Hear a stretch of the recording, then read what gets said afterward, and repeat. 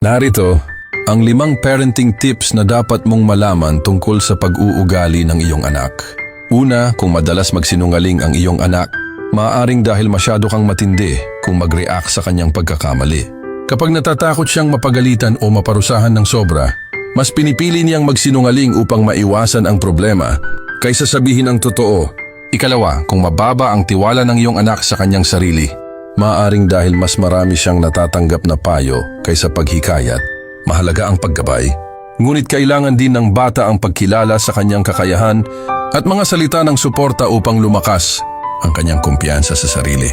Ikatlo, kung hindi marunong ipagtanggol ng iyong anak ang kanyang sarili, maaaring dahil madalas siyang pinapagalitan o kinokorek sa harap ng ibang tao nung bata pa siya, ang paulit-ulit na pagdidisiplina sa publiko ay maaaring magdulot ng hiya at takot na magpahayag ng sariling opinyon.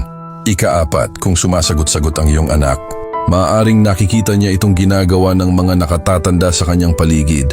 Tandaan, ang mga bata ay madalas gumaya sa mga ugali at asal na kanilang nakikita, lalo na mula sa kanilang mga magulang o tagapag-alaga. Ika-5, kung tila mahiyain o natatakot sumubok ng mga bagong bagay ang iyong anak, maaaring dahil masyado mo siyang natutulungan kaagad. Kapag hindi siya nabibigyan ng pagkakataong harapin ang mga hamon at malutas ang mga problema sa kanyang sarili, maaaring mahirapan siyang magkaroon ng tiwala sa kanyang kakayahan. Paalala, ang pag-uugali ng isang bata ay maaaring maimpluwensyahan ng maraming salik.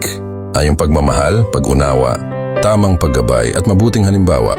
Mula sa mga magulang ang ilan sa pinakamahalagang susi sa kanyang paglaki.